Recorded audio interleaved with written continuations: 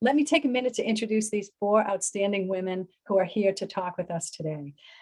First, we have Deepthy Balagangadharan, and Deepthy joins us from Dubai, and we're thrilled to have her here.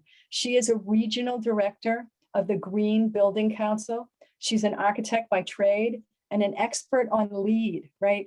For those of you who are new to the environmental arena, LEED is the LEED that we see on so many buildings. We wish we saw it on more.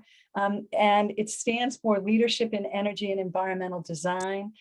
We're thrilled to have Deepthy here, most especially because she's so rooted in this crazy notion that we build communities in the middle of the desert. So Deepthy, we welcome you. Thank you for being here. Okay, and next we have Heidi Mumper-Drumm. Heidi's an extraordinary individual who's chosen to join us today. She's a professor and the director of sustainability at ArtCenter College Design, which is in Pasadena, California. She's an environmental engineer by trade, and she's had such a wealth of experiences, right, with large corporate like Bechtel and Parsons, and worked with clients like NASA and the US Air Force. It's just extraordinary. She has so many interests, and really she brings to this conversation an energy of looking at the intersection of sustainability and design. And so, Heidrun, we're so happy to have you here. Thank you for joining us. Next, we have Kelly Erin O'Brien, and Kelly is a lecturer at the Cal State system and a veteran CEO in the medical device arena. And I think the only thing I want to add to that is the medical device arena is in love with single-use plastics. So we're so happy to have her perspective at the table. She has many interests, but those include the economics of mutuality and sustainable design. And she is a leading lecturer in entrepreneurship through the Cal State system. She's a marathoner in addition to loads of other things, but in general, we are so happy to have her here. Thank you for joining us, Kelly. My pleasure, thank you. And certainly, last but not least, we have Professor and Dr. Ingrid Waldron. Dr. Waldron is the professor and chair of Global Peace and Social Justice at McMaster University. She's the executive director of Enrich, which is an environmental social justice project. Her interests focus on examining the health and mental health impacts of structural racism and other forms of discrimination in Black, Indigenous, immigrant, and refugee communities. She's the author of a book and the producer of a Netflix documentary of the same title, There's Something in the Water, Environmental Racism in Indigenous and Black Communities. And Dr. Waldron, we welcome you. Thank you for having me. We're so thrilled to have all of you. And before we get underway, I wanted to take a moment to read a land statement. While we're calling in from around the globe, it was easy since we are all affiliated in some way, either as graduates or guests of graduates of Harvard University. It was easy to choose the Harvard land statement to start as a reflection before our conversation. So let me read that to you. Harvard University is located on the traditional and ancestral land of the Massachusetts, the original inhabitants of what is now known as Boston and Cambridge. We pay respect to the people of the Massachusetts tribe, past and present, and honor the land itself, which remains sacred to the Massachusetts people. So with that, I want to get underway with our conversation. And I think the best place to start is with a bit of vocabulary, right? We throw words around a lot in our society, and I'm really eager to hear our panelists' view on the question of sustainability, right? If I asked you each to describe or define sustainability, I'm anxious to hear what comes to mind, right? You know, many of us may bring things of action and inaction, and the disproportionate way inaction happens across our world. But let's kind of start off with this notion of what is sustainability. And let's see, Heidrun, I was wondering if you could start us off. Sure. And that's basically how I begin my courses in design for sustainability, is defining what sustainability means, because invariably, if I ask the students, they'll say recycling is sustainability. Most people have a very narrow view of what sustainability is. So I introduced them to the 3 E's and the 4 P's and triple bottom line and the Brundtland definition. You're probably all aware of these. But what I think mostly what we should be knowing about sustainability is that it can't be reduced to a definition. It's an idea. It's something we hope to achieve. It's a future. It's an idea for how to live on this planet for many generations, together with all the other living things on this planet. So while definitions are useful, I think the idea is more powerful. So that's how I look at sustainability, or ongoingness, or regenerative future, all of the other kind of terminology that is being used right now. Perfect, Heidrun, what a start to the conversation, right? This incomplete ideal, and one that hopefully can motivate the masses. And Dr. Ingrid, I wonder if you could follow with that in your perspective of when we think of the term sustainability, what comes to mind? I have to kind of be honest that I don't work with or use the term sustainability at all. For me, I guess in terms of the work that I'm doing and the populations that I focus on, sustainability doesn't seem to address issues of power. And I remember somebody saying once to me, what are we trying to sustain? In other words, we should not be trying to sustain what we have. So because I work with Indigenous and Black and racialized communities, sustainability just doesn't address the issues that I want to focus on.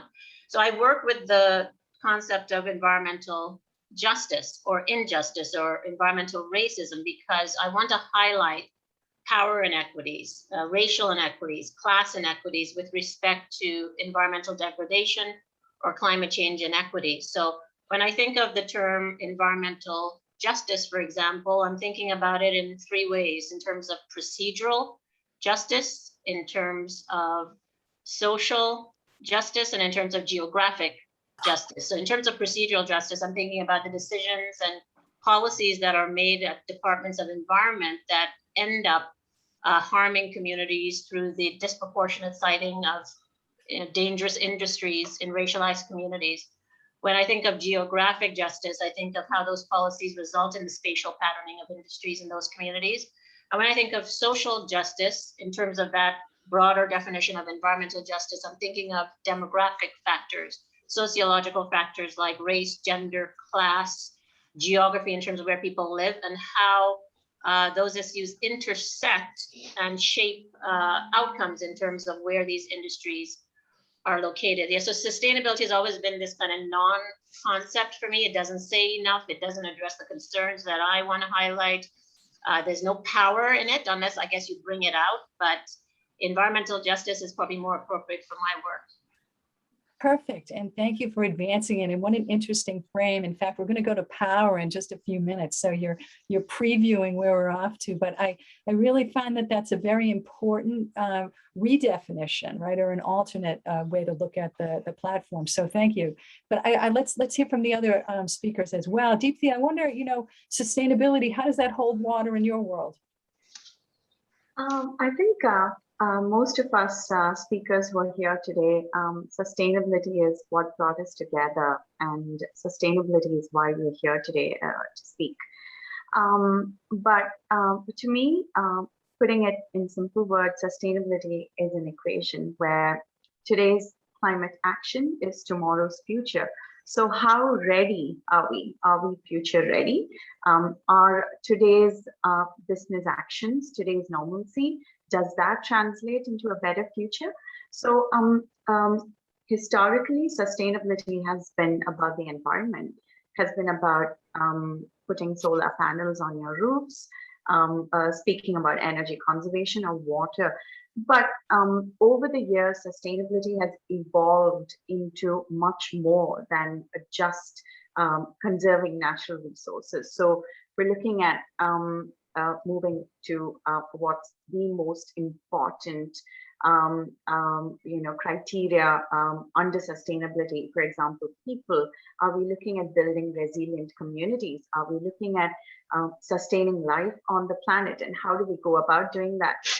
So it's evolved in a particular manner, and now it has just so many definitions. This very word sort of breaks out into so many nuances, and as a global organization, as USGBC, that has been operational for nearly 30 years, 3 decades in the business of certifying buildings. That's where we began, and now we've even begun to certify businesses, because what we've learned along the way is that tackling just few areas of resource conservation is not going to take us places. So it's about preparing for the future, from macro to micro, and above all to put people at the center of what all of us do, what we do.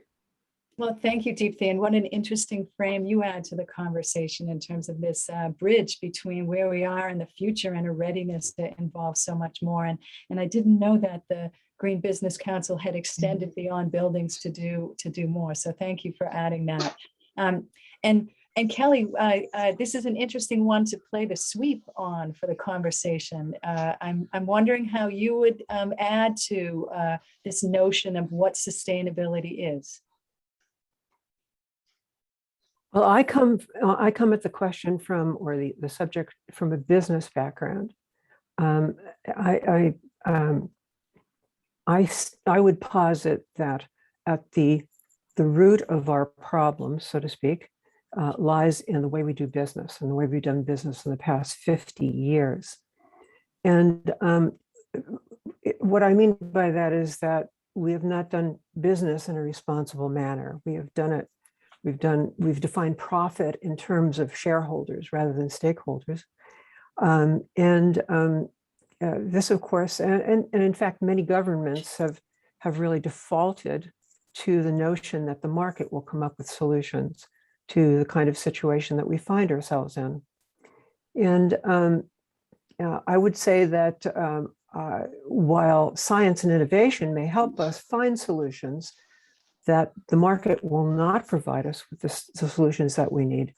And that notion on the part of governments and others that markets will somehow solve the world's problems, or the difficult issues that we face, is I think, probably a way to back out of responsibility for this question.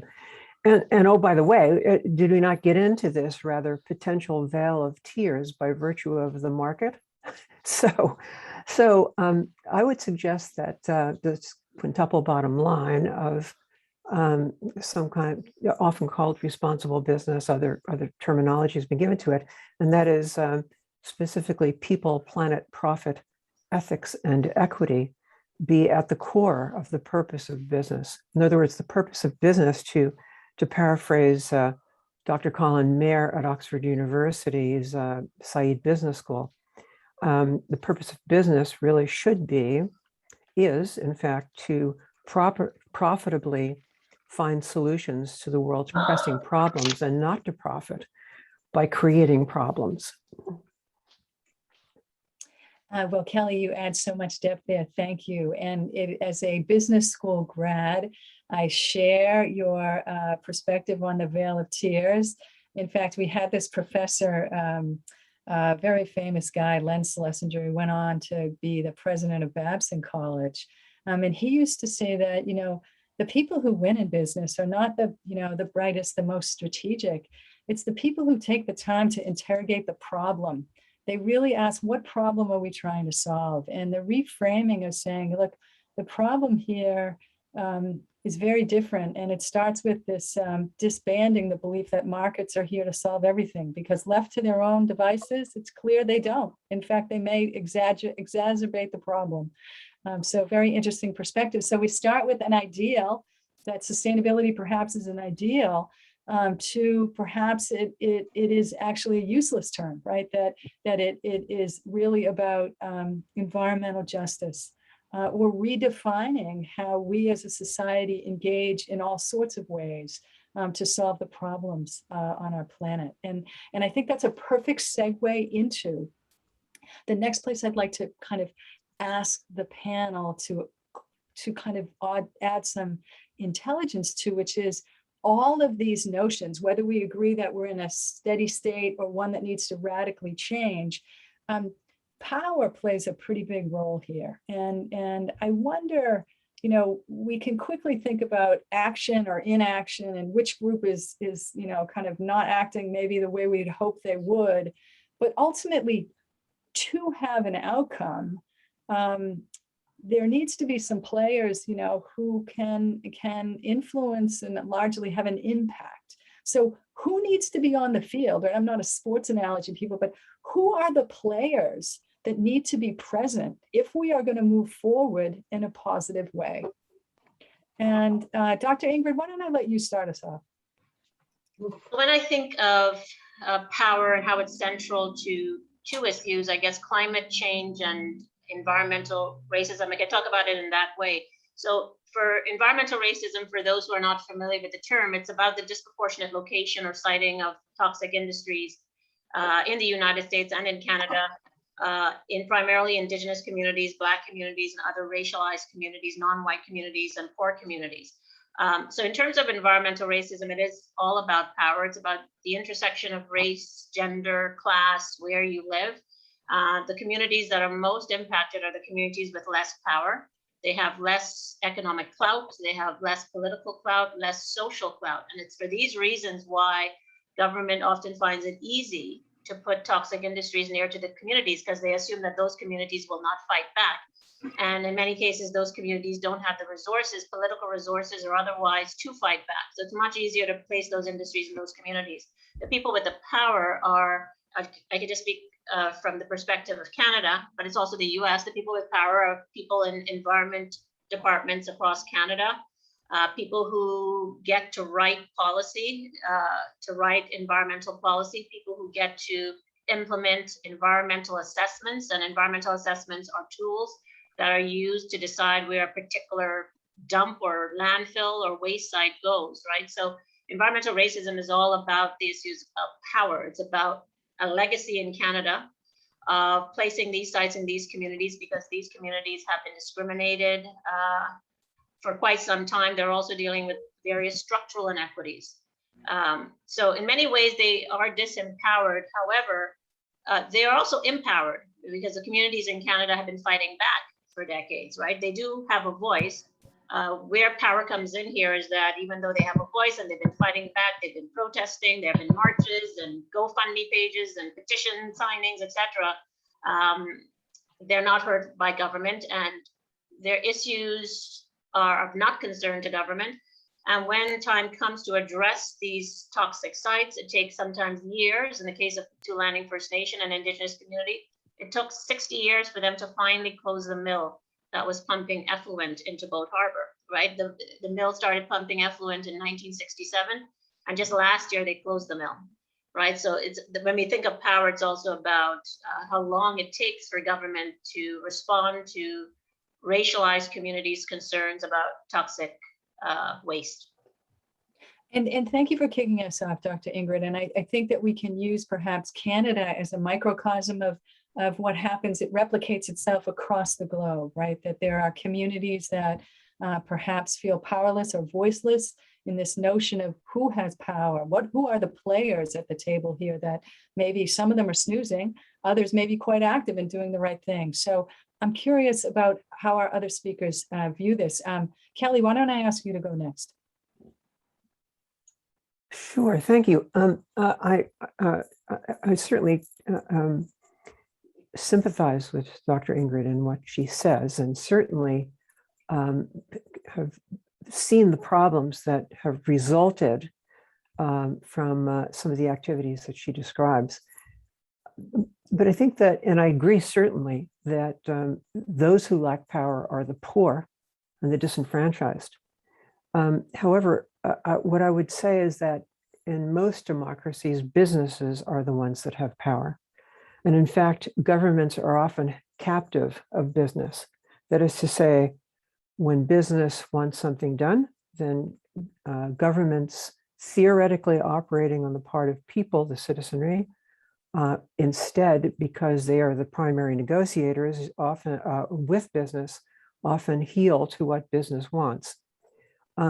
Thus, I think the real issue is, for me, again, I come back to the business argument, that many of these environmental issues that we see, not only in the United States and Canada, but in many parts of the world, especially in Asia, now that we sent so much of our trash to Asia for, and it remains, of course, even though we stopped sending it to Asia, everywhere from India to Thailand, etc. These situations can, if a company sees its responsibility beyond the perimeter of its company, its organization, its factory. In other words, these things are not externalities. There's no such thing as externalities, really, when you think about it. This is a term of convenience in the business world. It means this is something I don't want to be responsible for. They just seem to happen, these externalities, as if there was no connection between what a company does and the effects that it has in the world. If a company operates responsibly, responsible business, people, profit, planet, ethics, and equity, then that responsibility is built into the way they do business, if they're purposeful in the way they approach business. And, you know, when you think about it, how can we expect to live peacefully and equitably in the world when we can't even balance opportunity and how would you say, financial equity with the people that we serve and that we interact with? I think we can't expect to really approach sustainable development goals without operating broadly with big business, particularly large business, in the framework of responsible business that I mentioned. And such an interesting add to Dr. Ingrid's comment, right? You know, that perhaps it is a policy lens, but if we expand that to suggest, hey, you know, wait a minute, when we think about policy, let's remember what players are at the table. And very often it's the voice of business, largely big business, who can actually get an awful lot done. But that isn't the whole conversation. So let's hear from Deepthy and see your perspective. You talk to big business all the time when they want to build fancy buildings. So what do you think about this power player issue? Linda, I think that's a very interesting question, and that's a very interesting point you made about us meeting with big businesses all the time. I want to take a few steps back and you know, go back to the original question. Who has the power? So a few years ago, if you'd asked this question, I would have said the government, political parties, large corporates, businesses, organizations, people who have the money, power, and control over the, let's say, the more vulnerable communities, right? But to give you a perspective from the United Arab Emirates, that's where I've spent 34 years of my life. Though I originally come from one of the largest democracies in the world, India, having lived in a monarchy, things work a little differently for us here. We have a very strong, powerful leadership with a clear vision of what they want to do, where they want to go, and what is it that they're looking to achieve, right? So at the moment, we have a strong government in the UAE, in Saudi Arabia, in the rest of the Middle East that has a very, I would say, strict sustainability mandate in place. We have strong goals to go for net zero emissions targets, and that in place, it makes it a lot more easier for professionals such as myself and facility managers, middle managers, executives. So there's a domino effect across all levels, right from let's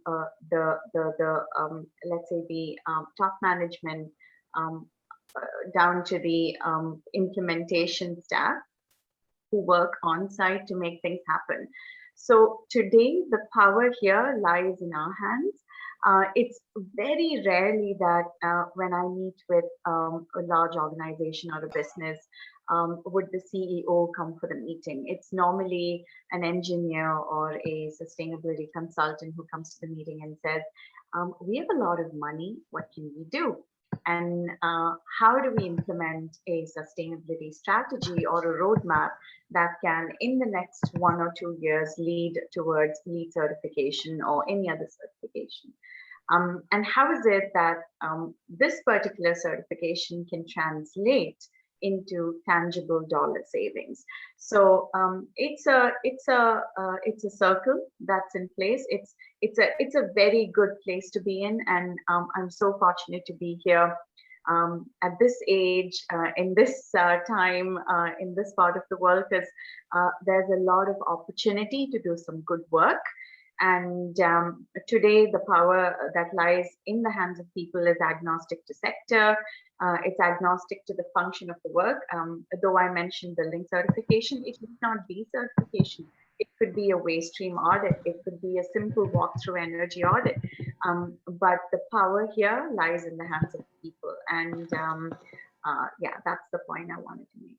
Well, Deepthy, thank you for adding that. And a unique situation to be in a monarchy whose leadership has decided to create sustainable as one of their leadership pillars, if you will. And so it allows people throughout the system to execute and implement in a certain way. And I think leadership is something we're going to hear about as we continue to get into today's conversation, because regardless of the circumstances, whether we have leadership in a community, in the neighborhoods that Dr. Waldron is talking about, or even in the business world that Kelly's talking about, with leadership, a lot can happen. But I don't want to miss Heidrun's perspective on this. So let me be quiet and say, Heidrun, tell us what we need to know. Okay, so I've been making notes while everyone's been speaking, because it's been, there's some great information there, and I really respect the point of view and thoughts of my fellow panelists. So I'm going to summarize a little bit what's kind of bubbling in my head as I've heard this. I think we can all agree that whether we call it sustainability, whether we think of it as an idea or actually goals or targets, do we prioritize environmental justice or other social equity issues? You know, I think we all kind of see ourselves going towards this idea in the future.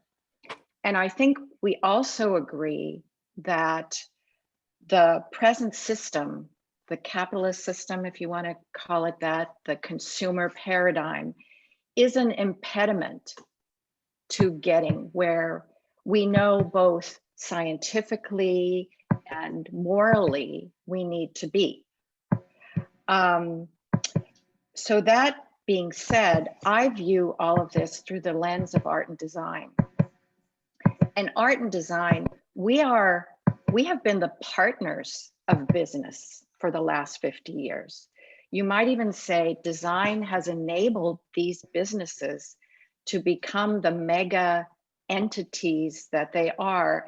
And our ideas have given power to business, and government has provided the legislative scaffolding for business to continue to do what they do. This has shaken artists and designers to the core, because they believe in what they do. They're creative thinkers. They design for the benefit of people.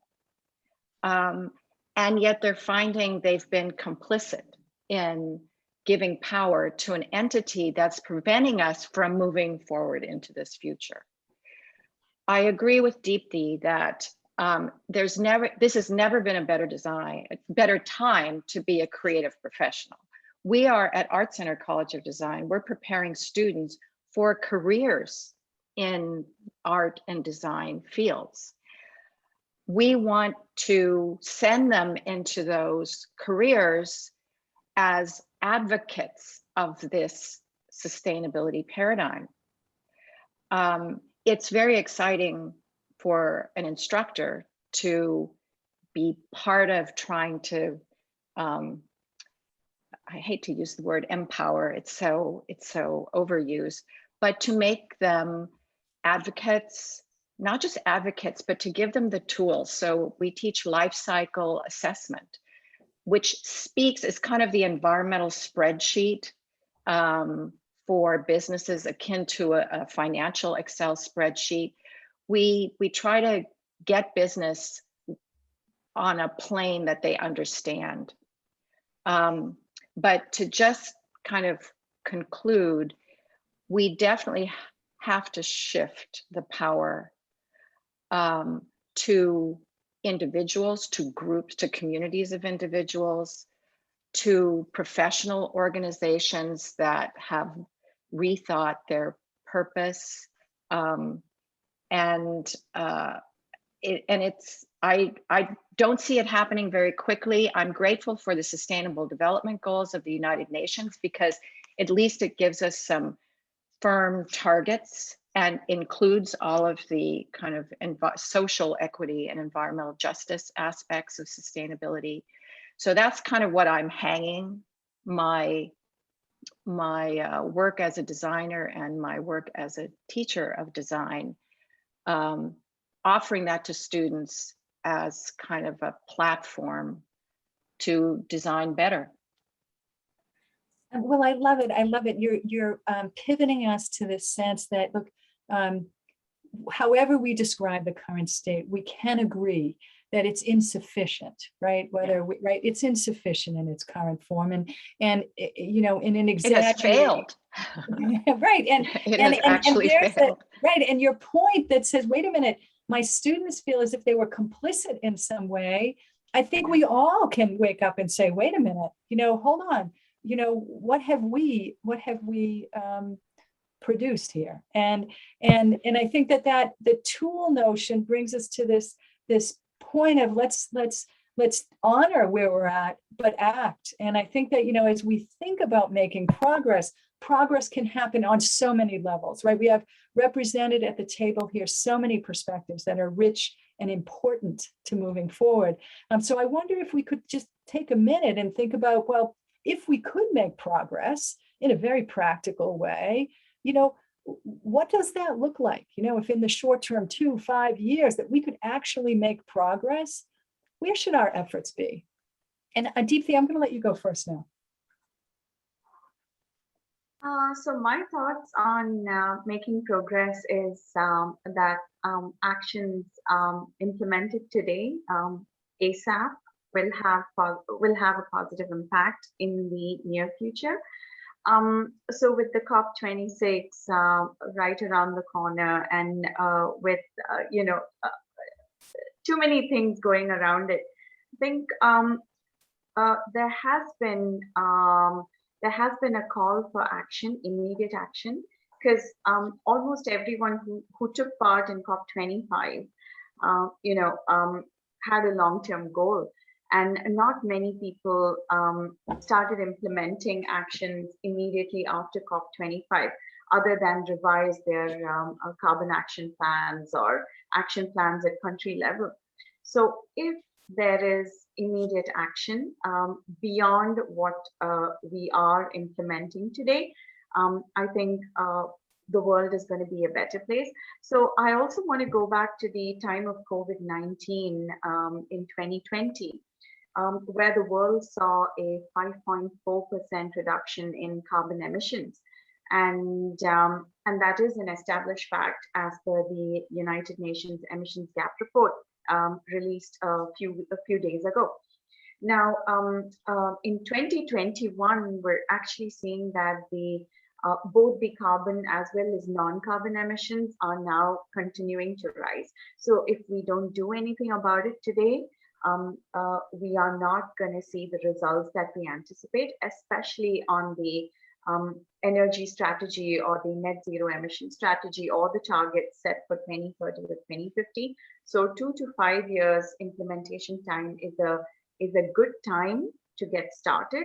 And at the end of 5 years, we always have the opportunity to revise some of the short-term strategies that can feed into the long-term goal.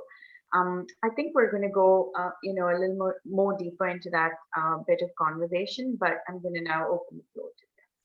Yes, Deepthy, thank you. We are going to get to the upcoming Glasgow weekend in just a moment, but you add an interesting perspective, which is, maybe it's simplicity we need here, right? And if it is simply we can do one thing, okay, what if we just target carbon emissions, right?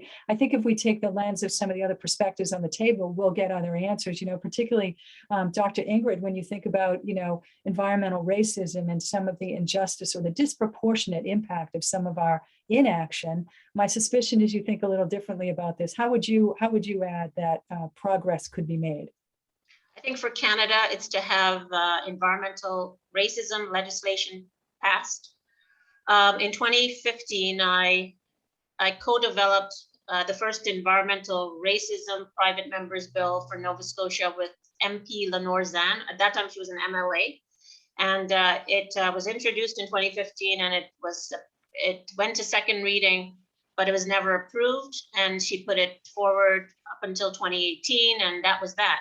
And then last year, she came to me and she said, why don't we turn this into a federal bill?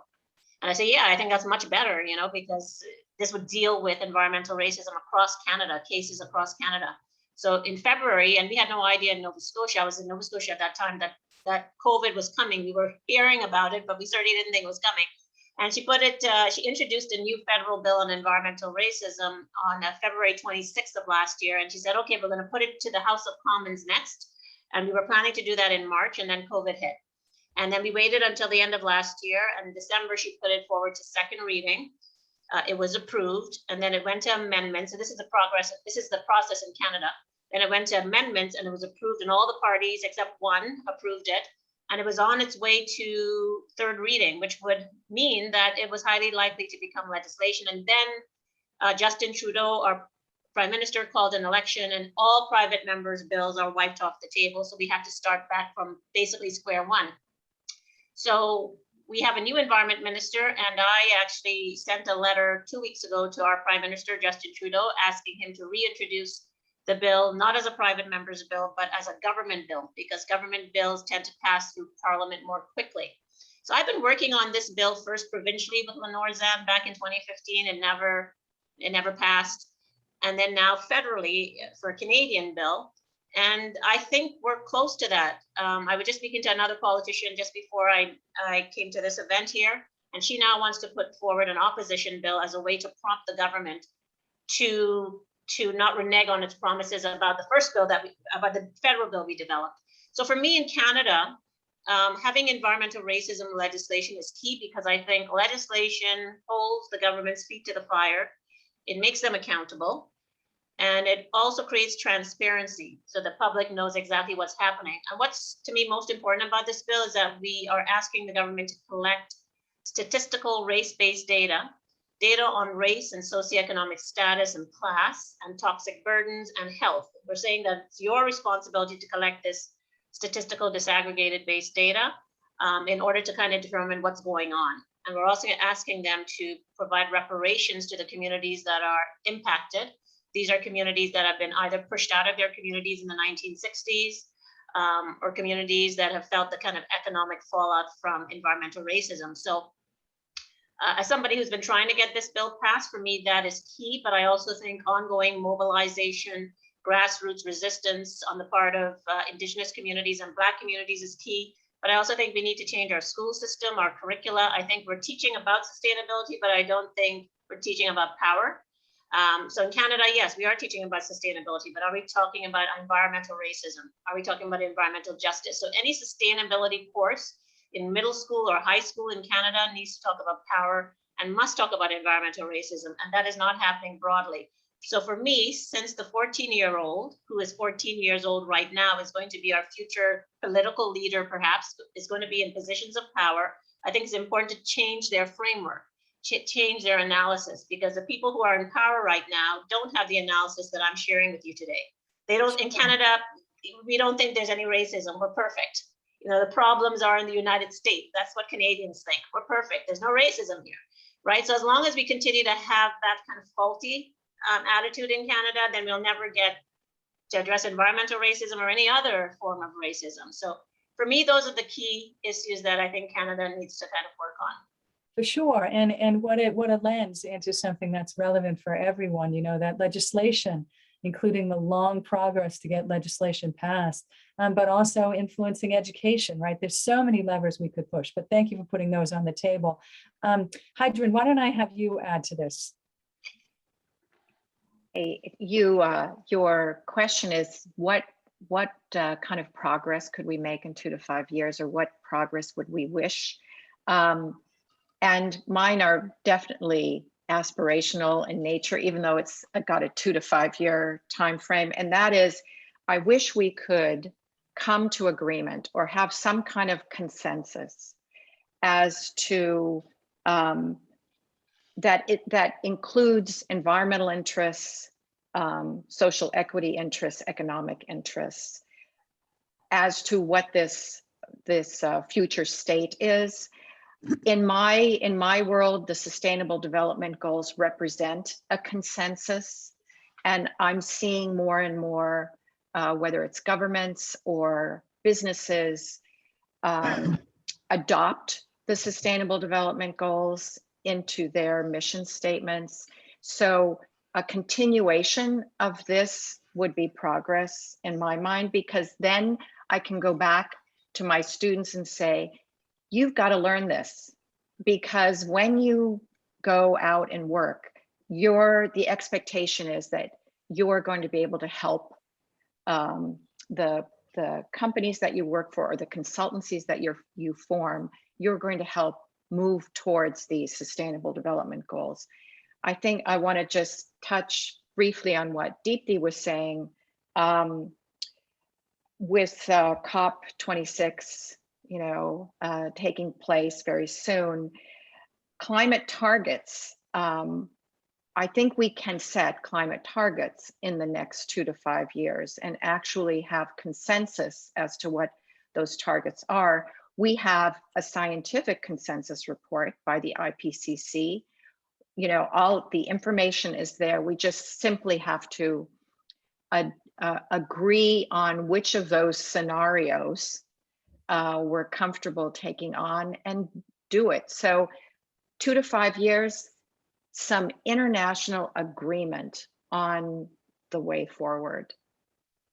What a lovely thought. And we have that moment, that possibility, that possibility. That possibility is on our doorstep for the weekend, for the days ahead, to have we'll see. An aspiration statement. Kelly, I don't want to miss your perspective on what we can do in the near term, some progress we could make.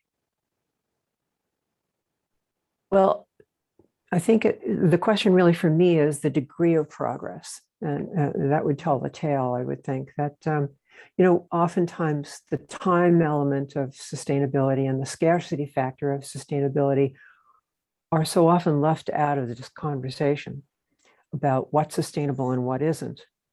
I think of the economist Herman Daly, who makes the point that our accounting systems and the way we do business really hasn't much changed since the early 20th century. But since then, the world has qualitatively changed and quantitatively changed, of course, as well. And I guess one way to think about this would be, think first of an empty world, a world in which there are vastly underused carrying capacity exists. And just to use the word throughput, which is the kind of physical flow of matter and energy, material and energy through a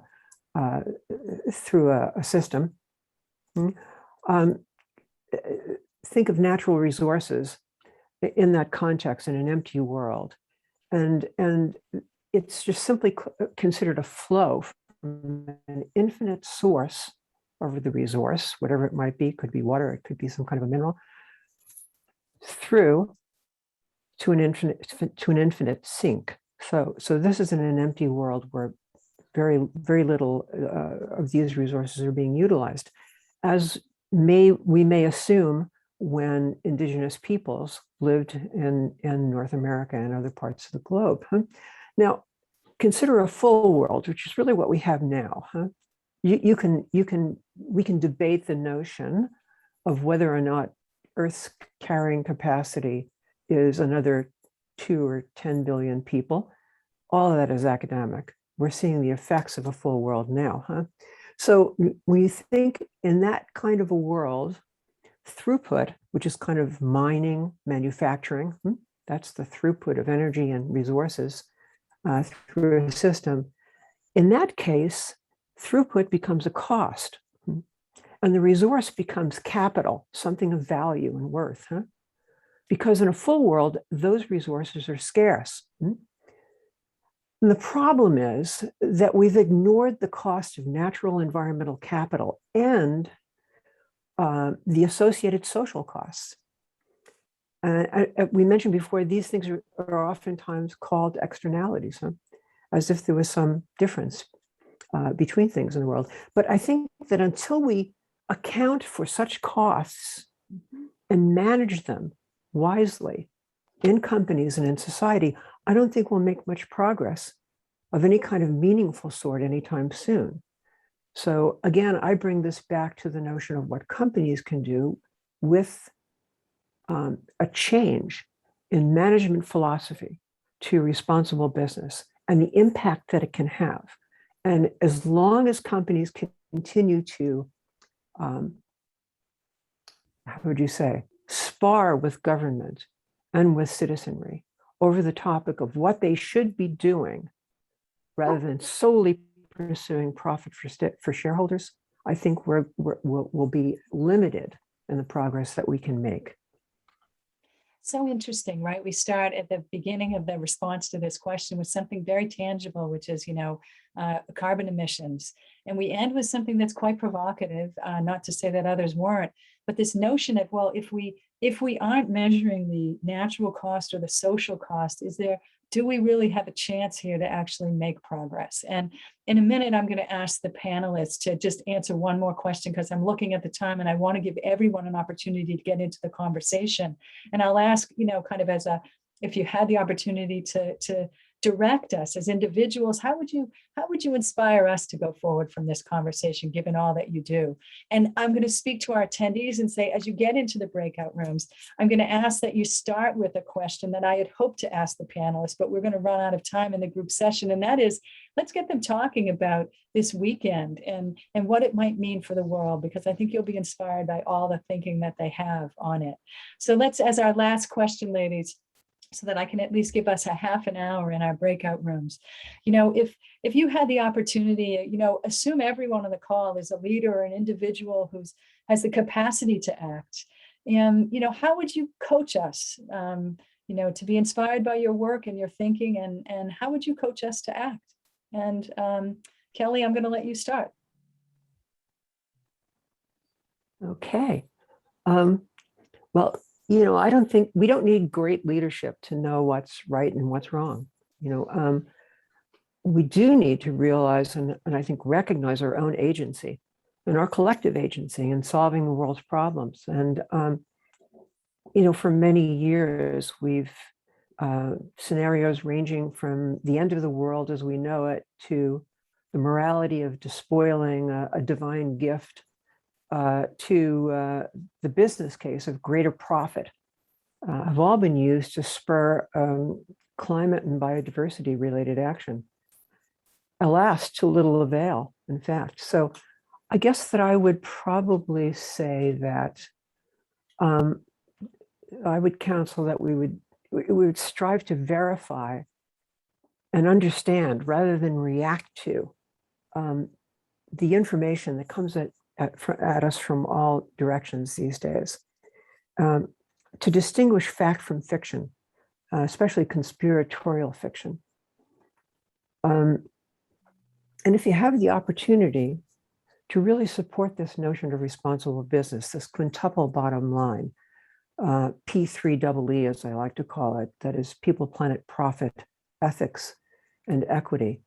And that we would continue to really educate ourselves with an open mind to the good work that is being done currently, and to create what is sometimes called a circular economy. And to support that work in our communities and in our businesses and in the world. And right, in fact, here at Harvard, at the Extension School, we have just a great course, for example, that's run by Carrie Snyder. I think it's ENVR E158B. It's called the circular economy. That would be one way that people could really find out about what Heidrun speaks about regarding the design of materials from the get-go, to be not part of a linear take, make, throw away economy, but one in which we recover our resources and put them back into the economy. And finally, I think to work actively to protect everyone's right to vote and to take part in our democracy. I love it. I love it. There's so much environmental there, but it ends on a very fine point, which is regardless of where you reside, take part in those decision-making forums you have access to. And for much of us, that's in a democratic society. So thank you. And Dr. Ingrid, would you like to add yours? Yeah, I think for those who are interested in taking action on environmental racism, there are a few things that could be done that I think are very tangible. One would be, I would say, educate yourself, particularly reading books by scholars, environmental scholars, particularly those in the field of environmental sociology, because they tend to deal with an intersectional analysis of race and gender and class around environmental issues and climate change. So people like Dr. Robert Bullard in the United States, he teaches in Texas. He's considered to be the father of environmental justice. Dr. Laura Pulido, who I think used to be in Oregon, not where she is now. Or I think she moved to the University of Oregon. Dr. Laurie Hunter, Dr. David Pello, Dr. Elizabeth Hoover, and Dr. Michael Mascarenas, who's a Canadian, but he's teaching at Berkeley. I would also say, so just educate yourself first and get the right framework and analysis. I think a strong critical analysis is essential to understanding this issue. I would also say that people should connect with environmental organizations in their neighborhoods. And oftentimes these environmental organizations have calls to action and people tend to ignore it. You know, they have campaigns and they say you need to write to your MP, you need to do this, and people kind of just ignore it and they kind of assume, well, everything will work itself out. But, you know, government typically thinks, if you don't care, why should we care, right? So you have to show them that you care. So I say respond to calls to action. And finally, I would also say to develop relationships with affected communities. There's probably an Indigenous or Black community near your community that's being impacted by environmental racism. That's the way I chose to do it. I decided to form relationships with them over time by attending events, getting to know them, having them get to know me, and trying to support them in various ways. And for these communities, support doesn't mean coming in and leading and taking over, which sometimes we're tempted to do. We just want to take over. But it means it's a bit of a dance. It means that you allow them to lead, but you respond to things that they need, like resources. It could be financial resources or other resources, as in the case of Nova Scotia, where they would post on their Facebook page, we need a hammer today because we're building the treaty truck house and we need somebody who can bring some blankets, right? It could be as that simple. So I say stay connected on Facebook, social media, with affected communities. People always say to me, how can I help them? And I say, they always kind of say how they want you to help them on Facebook. They just post really simple things. And although it might seem really simple, it's really important to them. It's significant. So if you have a hammer or a blanket, you know, that's right. That day, that's important to them. So develop authentic, organic relationships with affected communities and find ways to support them. I love it. This notion of connection in a genuine way is what Margaret Mead encouraged us would change the world. So thank you, Dr. Ingrid.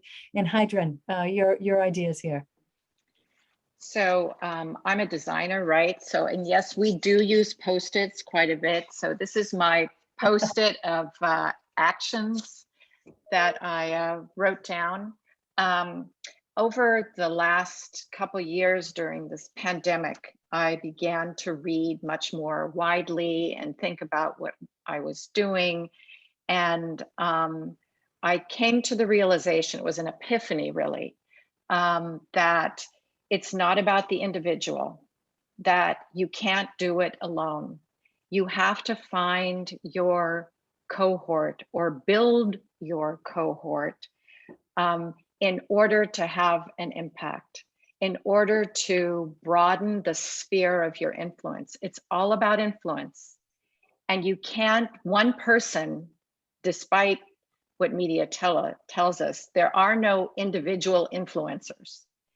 We build a community, and that community, through the joint action of the participants, has an influence on their immediate community or, you know, even beyond. So I have really focused the last 6 months on finding my cohort, answering those calls to action where, you know, the Arroyo Seco cleanup committee needs this done, or you just don't think that you on your own can do this. You need to join a group, build a group, and then make sure that group is representative of the community.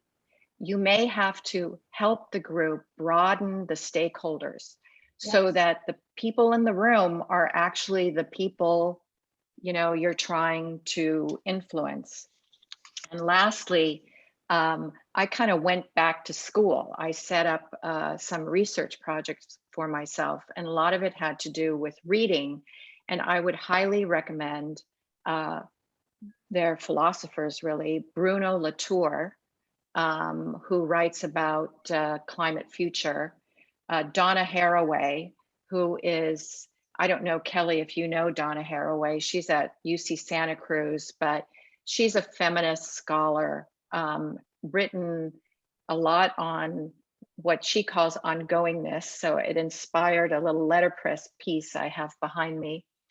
And Doreen Massey, who Deepthy, you might know, she talks about space and place. So we're all educated educators, you know.